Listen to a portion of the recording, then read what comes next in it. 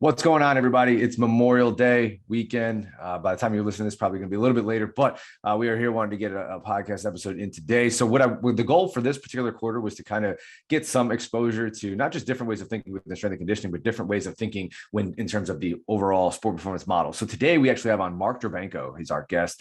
He is actually an athletic trainer who works in professional basketball, and I'll allow him to kind of tell his story. But this is an awesome episode. I wanted to give a little bit of a different lens as to like all of the people that are obviously influencing the physiology of the athlete and how their hands obviously play a role in this stuff. So enjoy this one. I think it's really important for people, anybody who works with the athlete, whether you're a nutritionist, a sport coach, a strength coach, whatever the case may be. Really valuable information. I love the way Marc thinks. So enjoy this one. Let's get after it.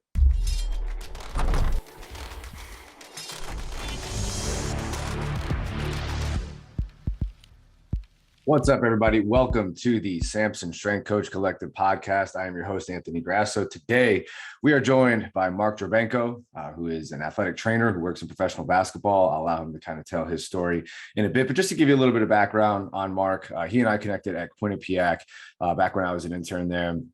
In 2017, was that? Wow, 2017, I believe that was. Just to give you a little background on him, he has a sports medicine and athletic training degree from Quinnipiac University, as I mentioned, and he also has his master's in business administration with a concentration in healthcare administration from Quinnipiac. That was back in 2018, and his certification is a dynamic neuromuscular stabilization (DNS) certification. He's actually going to Prague for the final certification, which will classify him as one of the youngest in the world with that certification. So I was telling him before we started, actually, we'll have to come back and we'll have to just do one podcast alone, maybe even a couple on DNS just by itself. But today we're kind of moving in a different direction, and you'll see I wanted to kind of do something that was a little bit more on the lines of trying to, expose athletic training or expose all coaches to what the role of athletic training is in some of the, larger, more, high performance models that we're working in than now. Just a couple of places that Marc has been: Quinnipiac, Stanford, Fairfield, and allow him to kind of take you through his story. So Marc, welcome. I appreciate you doing this. Obviously it's Memorial Day, so I appreciate you doing this on a holiday and hopping on and working with us here. But welcome in. It's great to have you on. It's something I want to do for a little while now. So welcome. Why don't you introduce yourself and take us through your story as to how you got to where you're at now? Yeah, man. Well, I appreciate it, Anthony. I'm happy to be here. So a little bit of my story. It all goes back to kind of my upbringing with sports and injury. I was diagnosed at age 5 with Legg-Calvé-Perthes disease. And what people don't understand, if people don't know what that is, basically I lost blood flow to the hip joint. The bone reforms in not the best way. And through that experience, I was, with multiple doctors, multiple physical therapists. So I was around in the healthcare field as a patient at a young age. Going through high school, I was a basketball player. And this is when I started to run into troubles with my hip and high performance. I would be able to perform, but it was really more of the recovery and getting ready for the next day that really was problematic. Moving on from my high school years as an athlete, I then transitioned to Quinnipiac University, like you said, and I obtained my sports medicine degree in athletic training in 2015. And this is where I realized that okay, I might have something here. Some from my past experiences to now studying athletic training. And to be honest, I was actually going for physical therapy when I went to Quinnipiac. That was the plan. That was the long-term plan. But I fell into the athletic training program. I said, all right, there's something here. After I graduated in 2015, I went to Stanford University out in California, working with their football team, which we won the Rose Bowl, which was great.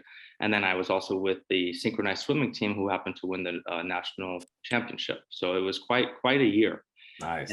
And there, that's where I really got exposed to what a really high performance model is.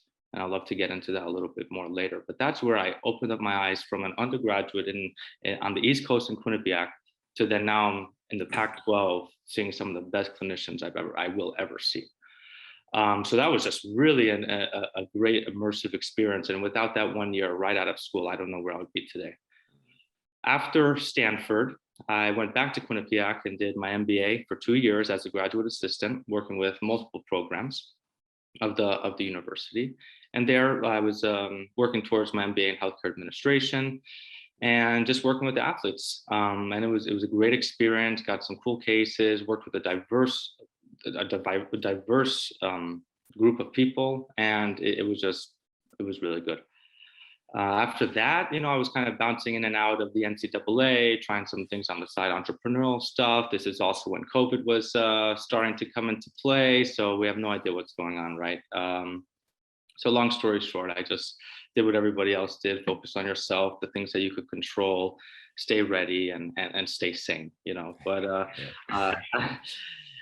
during this time, during COVID, I got a call from Fairfield University to kind of step in and help out with some of their sport coverage because some people left, and I filled in there. And then that summer, and during COVID, right? Like, it was like, I think it was eye-opening. Everyone was like, okay, well, I understand now that what could potentially happen and what I might need to do in order to make the rest of my life actually make sense. It's like, I think everybody tried to do something on their own during COVID, which makes a lot of sense. But yeah, man, that's awesome. And this is exactly why, as you can see, why I wanted to have you on. Obviously your experiences, not even just from the standpoint of your experience from working, in a high performance model at Stanford or some of your other experiences, but also just the firsthand experience you had, and the reasons of why you decided to actually pursue, the endeavors that you pursued, right? Based off of the fact that it was like, okay, I've experienced injury, I've experienced, through playing sport, I've experienced time with, strength coaches. You've kind of seen all of the different models and some of the, good and the bad, right? A lot of the good and the bad. So I think that's partially why. So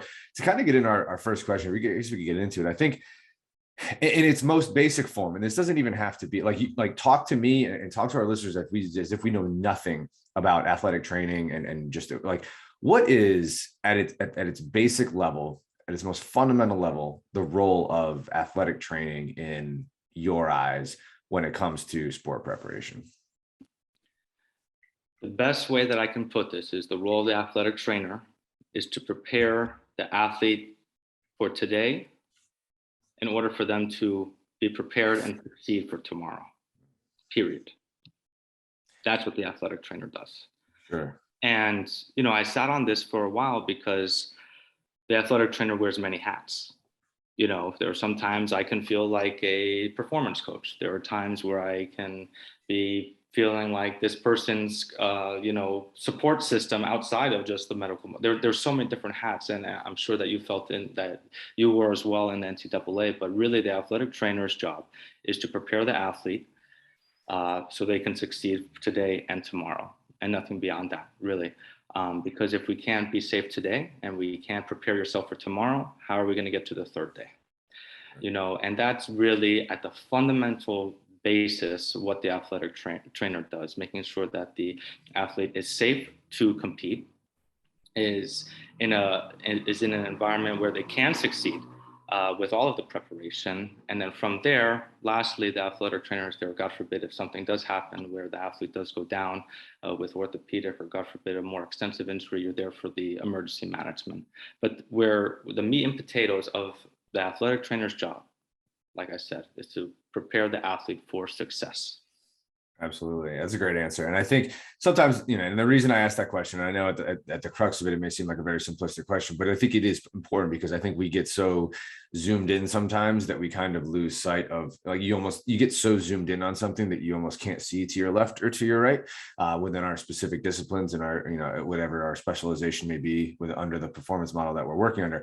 And then what happens is, obviously, like I said, you can't see to your left or your right. So you almost don't have that ability to zoom out and okay, here is where I can find value in working with the individual who's, across the hall from me, who also has a major impact and major implications on the mechanical stress of the athlete as well. And like you said, there's times where you feel like you're a performance coach. I mean, there are times where you and I worked together at Quinnipiac where it's what was the difference between what we were doing? Not much, right? It's all in there, right? At the end of the day, we're coaching movement, right? And we kind of have different titles within that or whatever, but ultimately at the end of the day, the end goal is the same. So kind of take us through your lens, right? When you view athletic training, right? And kind of moving through, just so that a lot of the strength coaches and a lot of the coaches who are listening can get an idea of what is actually going through an athletic trainer's mind? What lens do you look through when viewing injury and maybe even specific instances where an athlete comes to you and it's all right, athlete A just got injured.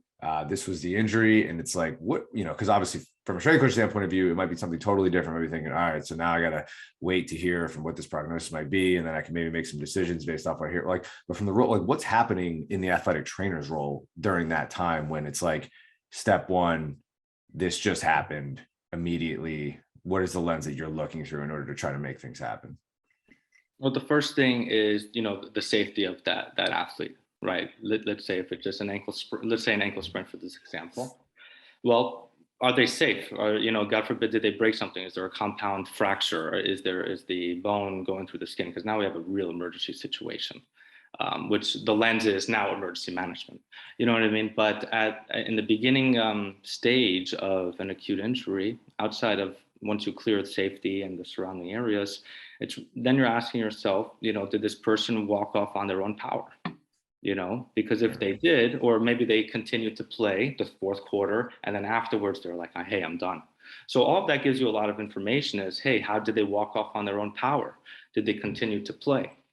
And that also brings a lot into the psychology of the athlete as well. Athlete A can perform on a fractured fibula, while the other one can't even perform on a minor sprained ankle. It's totally different case base. So outside of the safety and then understanding, the current situation of the athlete, it's then at that point is, no matter what the injury is can they moving forward, can they handle forces that they are experiencing on a day-to-day basis? Just because there's an ankle sprain doesn't mean that they're completely pulled out of practice. Absolutely not. Can you walk? Great. If you can walk, we can do toe walks, we can do heel walks, we could do alternating heel marches. There's just so many things that you can start to expose the system to and the tissue to early on. Within the first 48 hours of ankle sprain, if there's no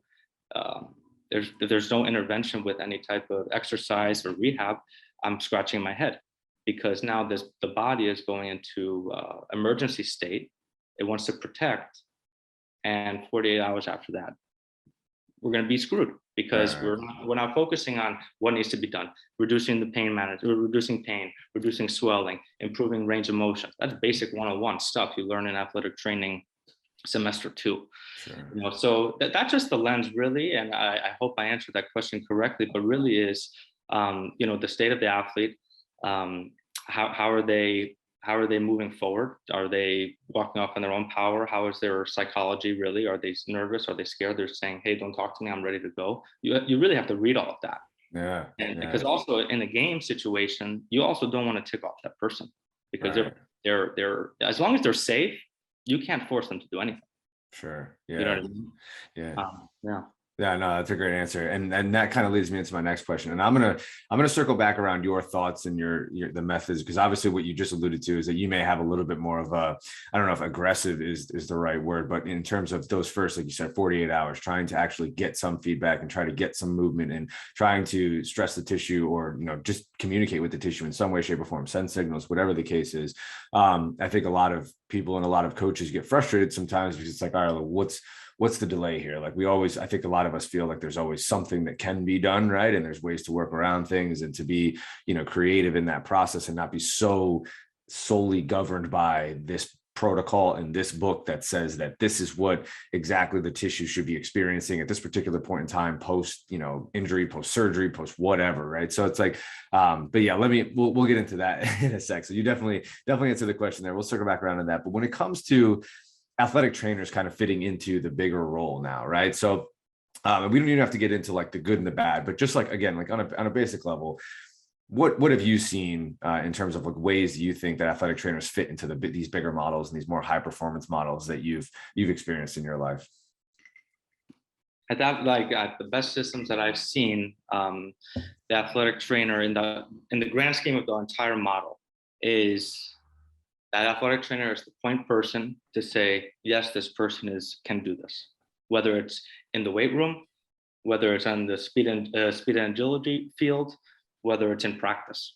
Sure. Okay, strength coaches, they plan for the week. Then they have the 4-week plan of the month. Then they have the 6-week plan and the 12-year plan. So they're really looking holistically at the entire picture, and athletic trainers are doing that as well. But we also have to look at the micro, because if I can't get John Smith to get through your lift, and then he has to get through the 2-hour practice that they have, if I'm not making those, if I'm not modifying things in an intelligent way, then guess what? That person might not be able to peak in practice for that day. Maybe they had to pull themselves from a certain drill, which actually the coach really wanted them to see. Sure. You know what I mean? Yeah. So actually, when you're really gaining this rapport with the strength coaches and the position coaches and the higher up coaches, a lot of the times you go to these coaches and say, hey, what do you need to see today? That's a good one. Yeah. What do you need to see today? And what does the athlete need to do today? Whether, and there are many times where you would say, what mental reps do they need to take? Sure. Yeah. Even to that point, Anthony, so guess what? Sometimes less is more. In many cases it is. And at the higher levels, guess what? These people are very, very talented. Yeah. Even if they're on a broken leg, they'll figure a way to do the sport. Right? My job is to make sure that they're in a position to do that sport, whether they're hurting and or injured. Sure. You know what I mean? So that's where I think the athletic trainer really makes his money, with the load management and being that point person of, hey, I think Anthony can do X, Y, and Z today. Sure. And we might even be able to put him into this drill, but you better believe if he's not feeling so hot, he's not going to see it. Sure. And I get that, and that now we can kind of move into what's next. Obviously, you mentioned, somebody who, especially at some of these elite levels, right? Like we know that the skill and the talent is super high. Also, their compensation ability, right? The ability for them to overcome some sort of weakness or pick up the slack, I guess you could say, is a for lack of better terms, is at a very high level. But you're also dealing with that high level. So I think there's like some sort of sensitivity there that you have to be wary of. How have you kind of navigated that with this? Well, I guess the first question would be, what is your lens, right? Like, what is the thought process you have when it comes to how quickly and aggressive you can be when it comes to implementing movement and sort of, implementing your methods early on? Or is that something that is rare to some of the other athletic trainers that you speak to? Are some of your methods and some of the ways that you view approaching things post-injury or post-surgery a little bit more, forward than some forward thinking than some other athletic trainers? And how have you kind of navigated that? That's a great question. And I'm going to go a couple places with this. I think, yes, I am aggressive as long as the athlete is okay with the current plan. Because if they're not okay with the current plan, I'm not doing it. Sure. It's not my plan, it's our plan. Okay. Because without the athlete, I'm not even trying to make a plan. You know what I mean? I'm literally there serving the athlete. I think a lot of people are scared to move in the presence of pain. And I believe people are scared to load tissues that are experiencing some sort of pain. So now I am now going to speak about one of my favorite analogies that I heard Dr. Craig Liebenson speak about. And it's the traffic light analogy. Red, yellow, green. Okay? When you and I are driving down the street, green light, we're not even looking left or right, really. We're just going. Right. We see a yellow light, we could do a couple of things. Now we're a little bit more cautious. We're going to look left, look right. Can I try and beat this? Can I speed up, get through it, and then kind of slow down? Or am I going to slow down to the stop because I know red is coming? So yellow is where you could kind of play a little bit. And then you get to red, guess what? I'm not running that red light because I'm putting myself and others in danger. Sure. So, and I'll tell you a story with my mother regarding this traffic light example, because when I experienced this, I was like, wow, this is powerful. Yeah. So on the pain scale, 1 to 10, my 5 is different than your 5. Okay.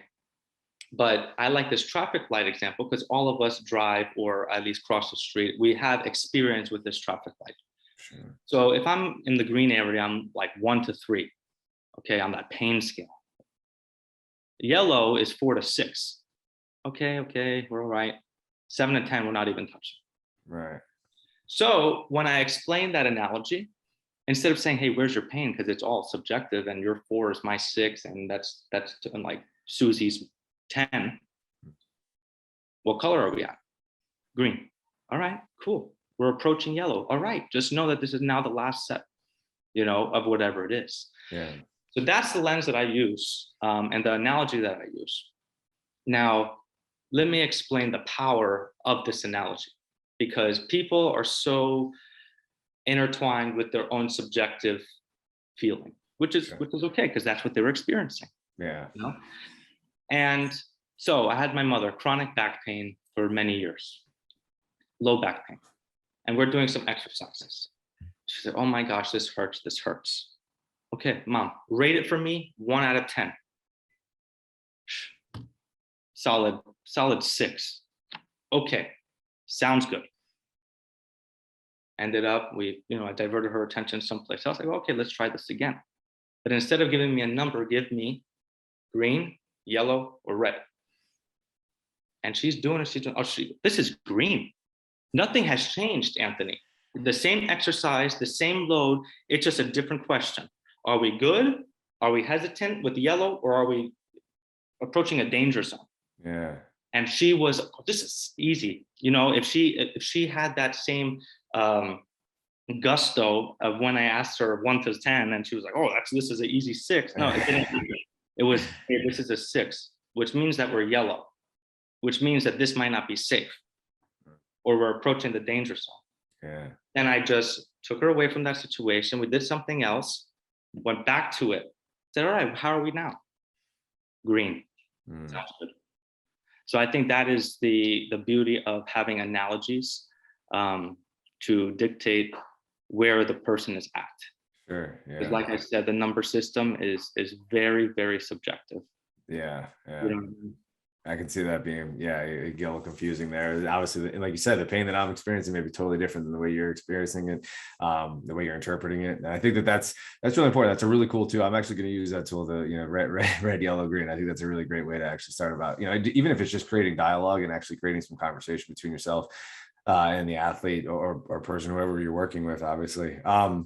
So kind of moving from that, then let's get into some of the interactions that you have had with, individuals, the good and the bad, right? Like, what are some of the interactions inside? Like, you talked about the model, right? You talked about how you feel like athletic training can fit into that model. We talked about some of your methods and the ways that you approach, whether it be recovery, whether it be stimulus, whether it be just, post-op, whatever the case may be. How has your experience been when it comes to communicating with strength coaches and sport coaches, using some of the models and some of the methods that you have and the ways that you think? How has this gone? Like, how the good and the bad? We can actually kind of get into that now when it comes to communication levels on that front. Yeah, luckily I've been around some great strength coaches, and to the point where, like you touched on before, if you have a person that's standing by, you won't know if Anthony's the strength coach or the athletic trainer, and same thing when you and I worked together, it was similar. You wouldn't know who's who, because like you said, we're all coaching movement. But in regards to the best systems that I've been a part of, it's almost like you gain such autonomy with each other that I already know what Anthony's going to do. Okay, when this person is a week and a half post-lateral ankle sprain, I know he's going to be doing his linear speed progression. Okay, let's say hamstring strain. I know in the first lift, if I tell Anthony, hey, listen, so-and-so has a grade 1 hamstring strain, I know he's going to have 6 of these things incorporated into his lift. I already know, because you and I sat down and discussed what are the key performance indicators that we need to address in order for this person to get better and to get back to the court or field faster. Sure. All right. So that's, man, it's, in a lot of ways, you should almost be able to read my mind, and I should almost be able to read your mind.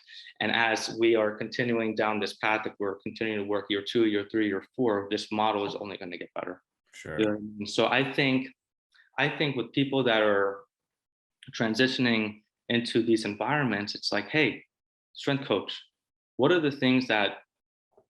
the information I need to give you in order for you to have a good lift with this injured player? Yeah.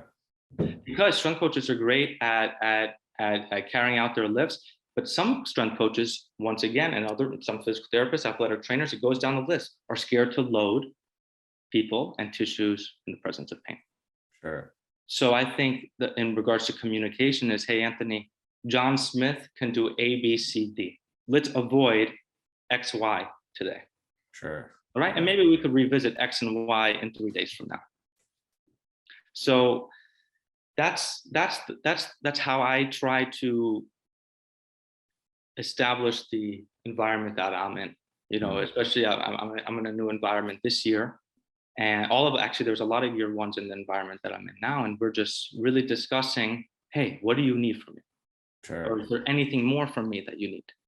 Okay, or what further information do you need? And that's that, because that's going to make your session with that athlete much better than if I didn't give you that information. Yeah. And then again, you're also learning the injury side of things and what the athletic trainer is looking for. Sure. Yeah. And so moving from that, obviously you've been around, you've seen a bunch of different ways to kind of look at things.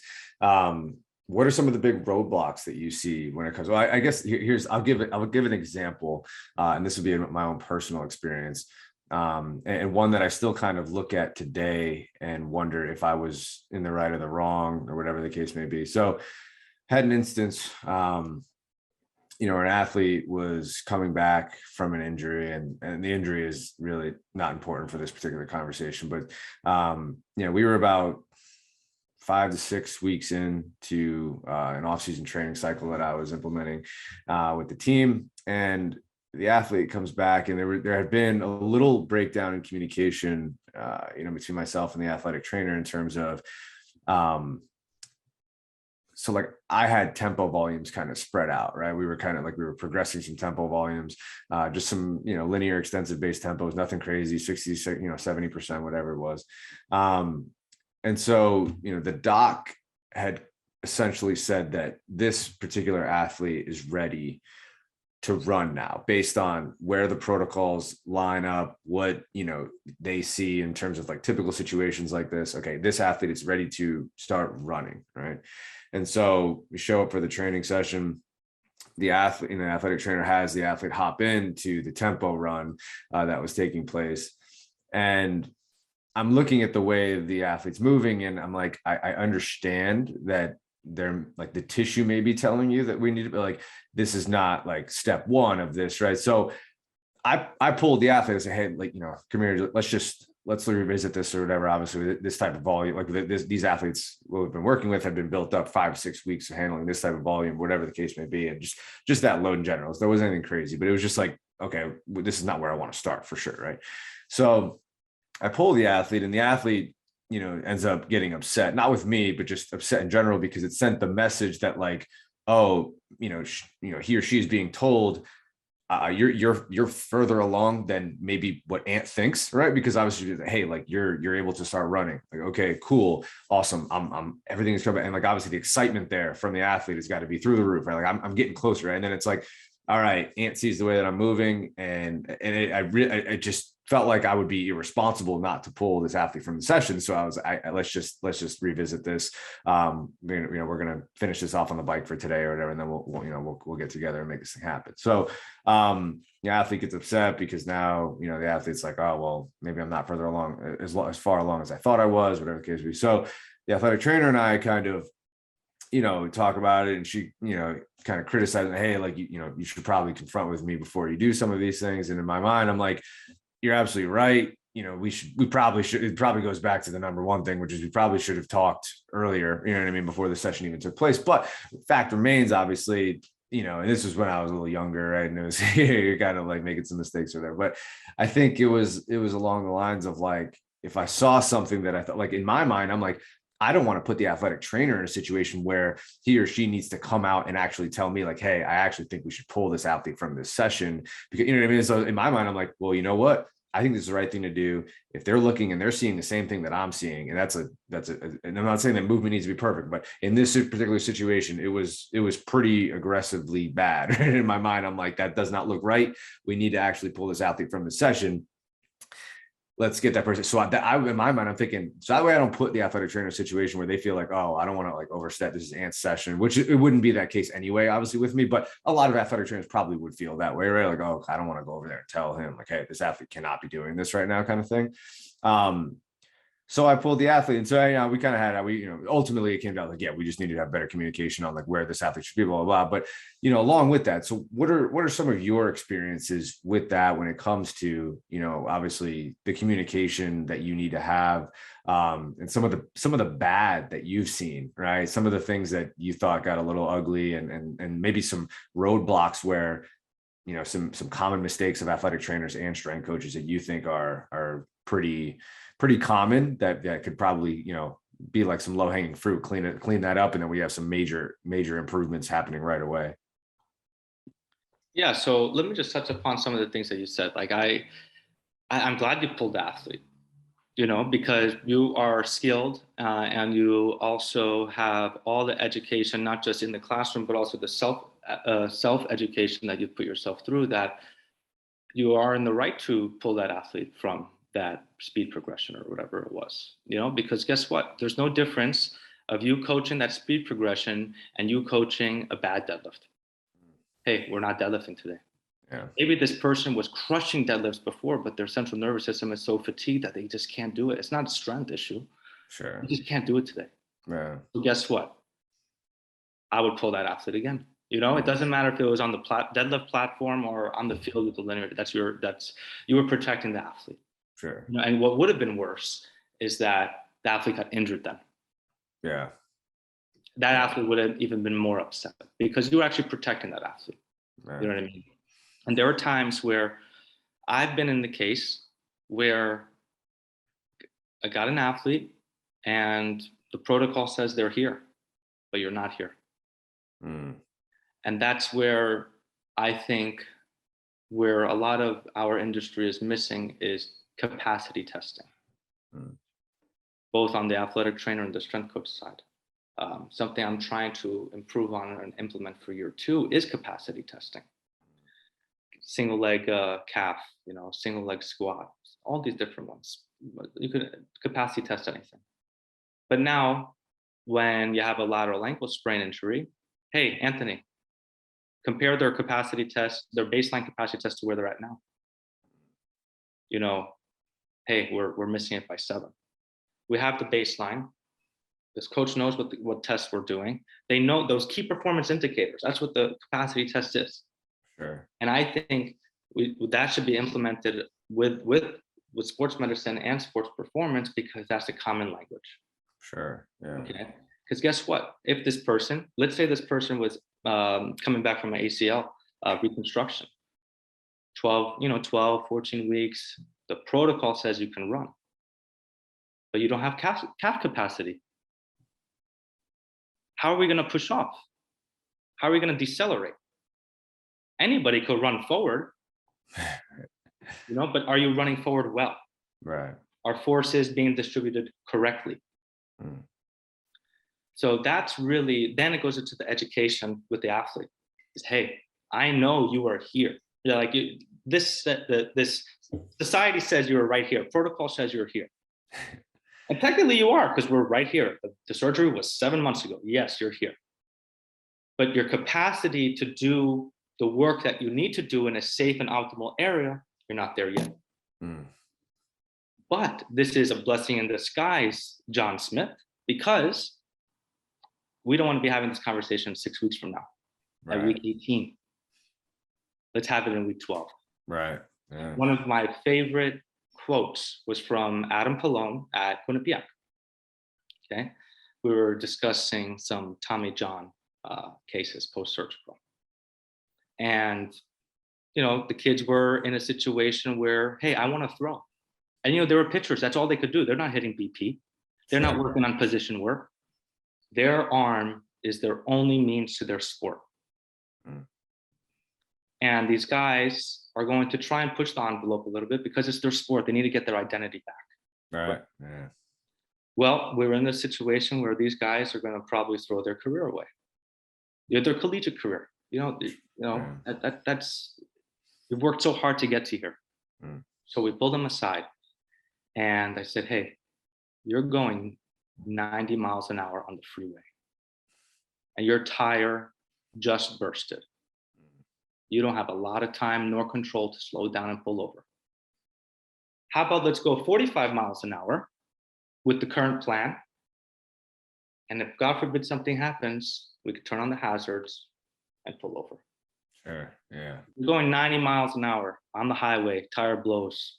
We've got big issues. Yeah.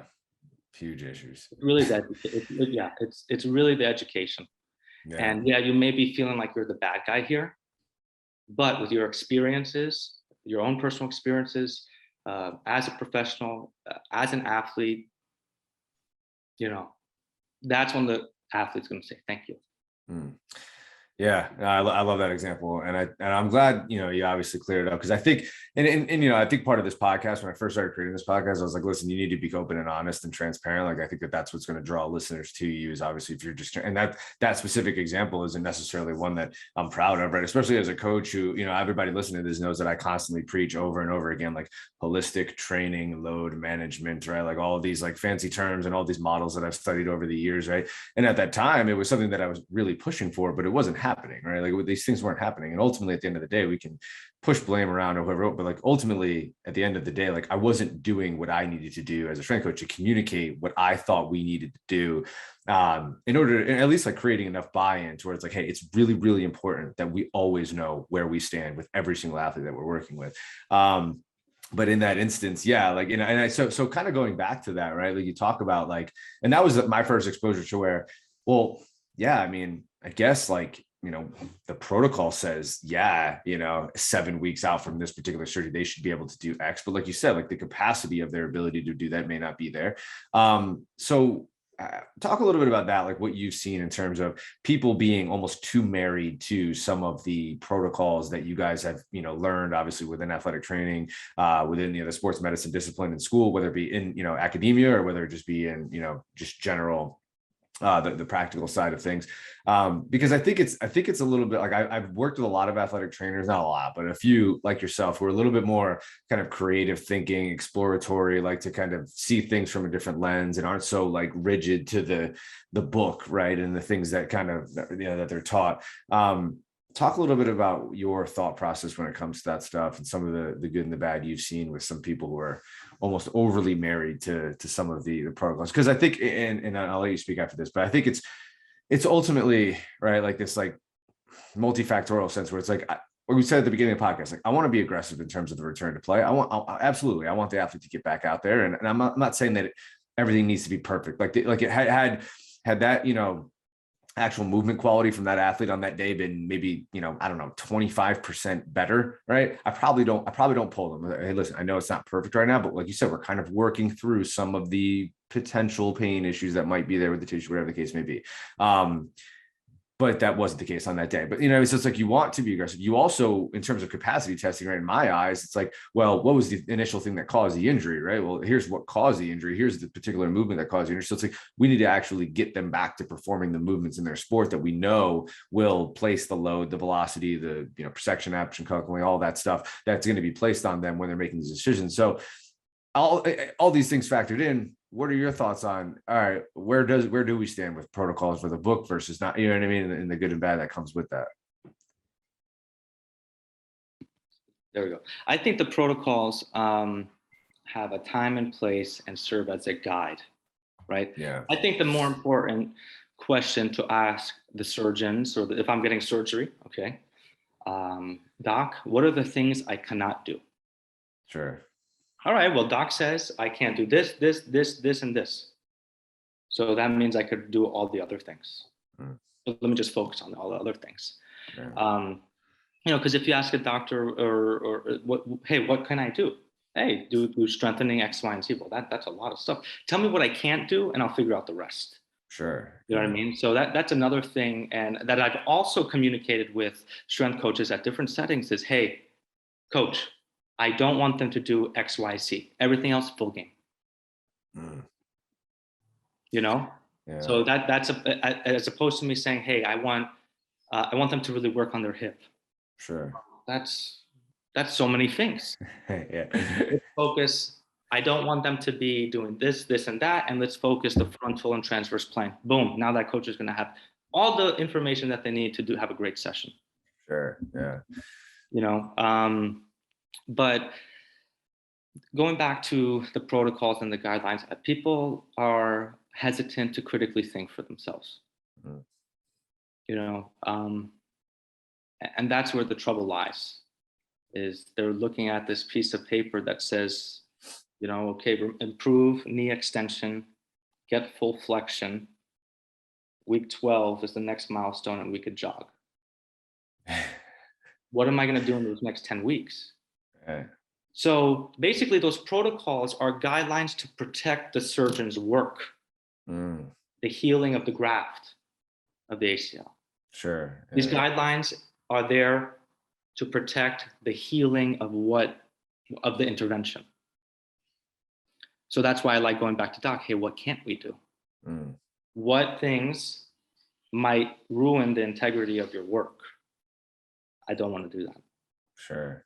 And for me personally, that's easier for them to answer and for me to comprehend and program moving forward. What Sure. can I do? Yeah. That's an awesome answer. I really appreciate that. I'm glad I had you on, because even though we worked together for like however many months, it was like, you always have kind of different ways of opening our lens and opening our eyes to certain things. So I really do appreciate that for sure. So kind of coming, obviously we're probably got about like a little less than 10 minutes left. So I do want to give a chance to kind of talk about some of the resources that you feel, strength and conditioning coaches, athletic trainers, even sport coaches, right? You're working with all these people, the team doctors, whatever the case may be.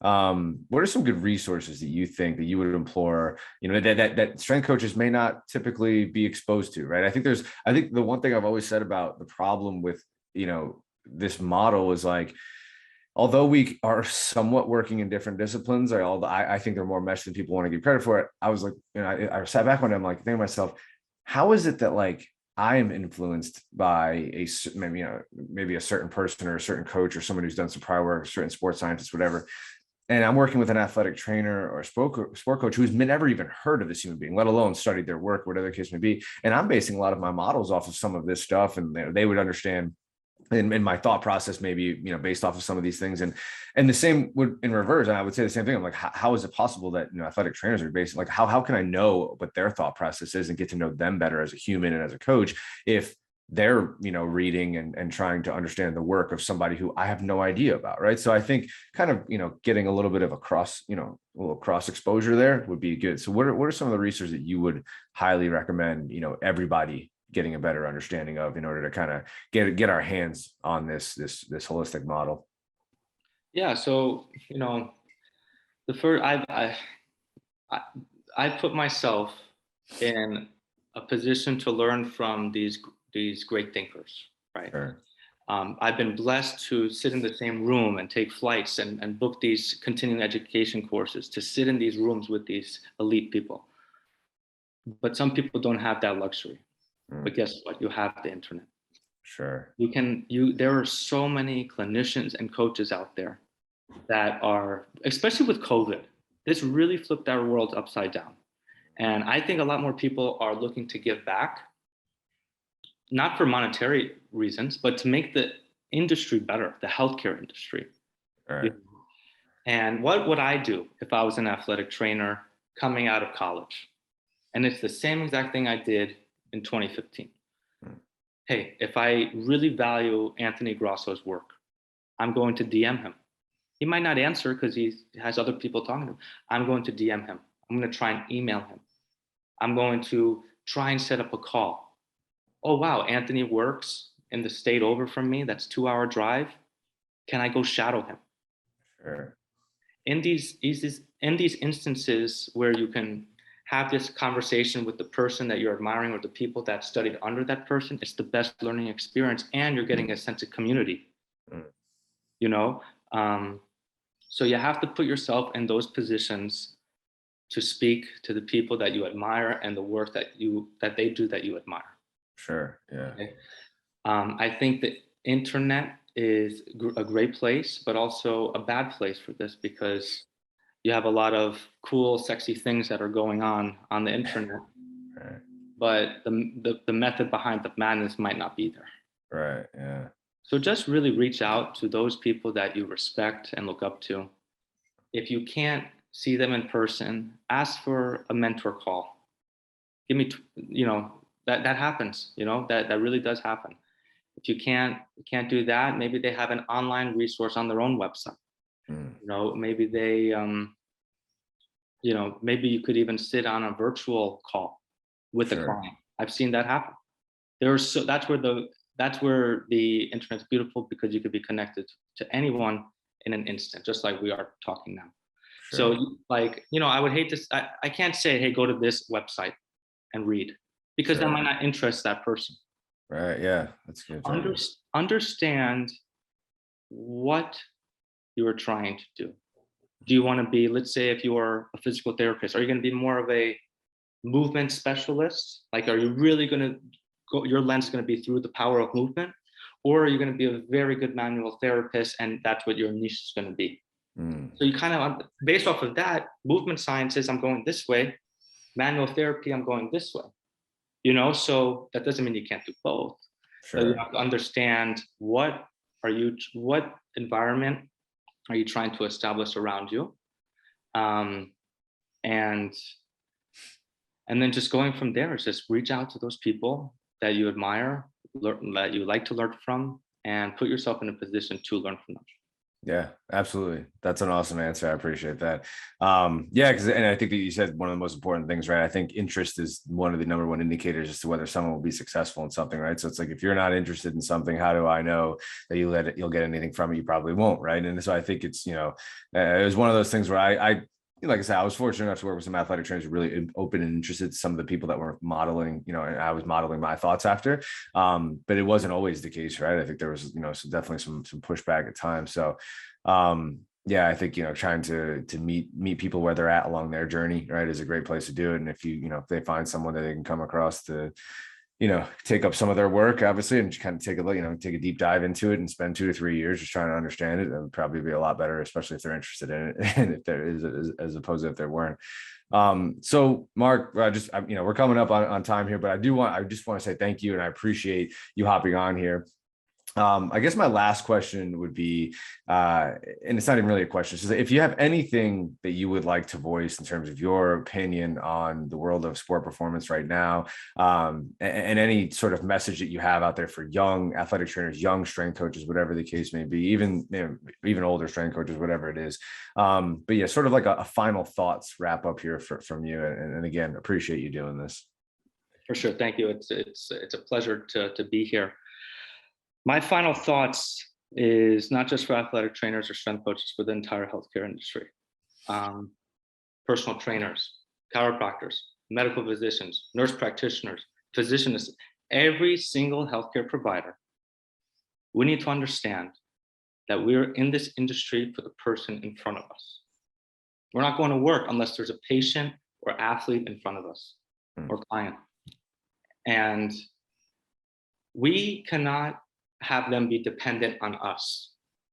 We have to teach them to be self-autonomous, to become self-resilient, and we have to guide by the side. Okay, I think every facet of the healthcare industry, everybody wears the hat of being a coach in some shape or form.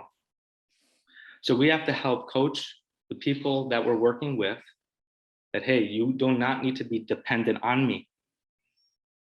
You can use me as a resource, and I will guide you by the side to obtain and meet your goals. But if you're not self-dependent and you're going to rely on somebody else, we're not going to go anywhere in healthcare. Yeah. We have to teach the person in front of us, give them the tools and understanding of what's going on with their body. Right? If it's a movement-based thing.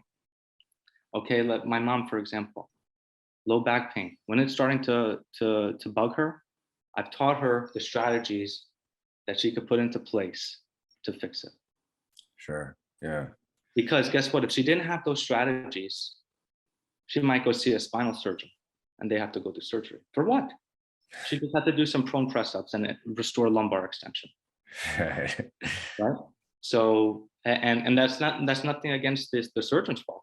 It just, that was in front of him. This person's having pain. They've tried X, Y, and Z, and it's failed. Sure. So that's where education for the person in front of us, telling them, hey, you're in control. You're in the driver's seat. You know, you can go through the green light, slow down at the yellow, stop at the red. You're in control. And when somebody has that control, that sense of control, especially if they've been in pain for so long, that small little bit of control that they have in their life is very powerful. Yeah, absolutely. We appreciate that message for sure. And I'm really glad that I was able to get you on here and do this, Marc. Obviously, like I said, the goal and the theme, especially, you know, this quarter of the podcast, I wanted to get, you know, the various lenses, right? We have a lot of strength coaches on here, and obviously, you know, confirmation bias is real. So although I feel like I'm providing, you know, strength coaches who have a little bit different way of thinking outside the box, it's like, well, they're not the only person who's influencing the physiology of the athlete, right? The athletic trainer, obviously this nutritionist, the sport coach, the team doctor, the sport psychologist, whatever it is.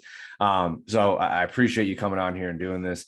Yeah, if you're good with that, I honestly, this was awesome. I really appreciate this. Hopefully we can, like I said, do maybe a part 2 or whatever after you come back from Prague. I'd love to get more of your thoughts, obviously, on that stuff, and we can dive deep in some of the DNS world. But again, Marc, thank you. I appreciate you coming on here and doing this, especially on the holiday weekend. And that'll wrap us up here for the listeners. We'll catch you guys next time.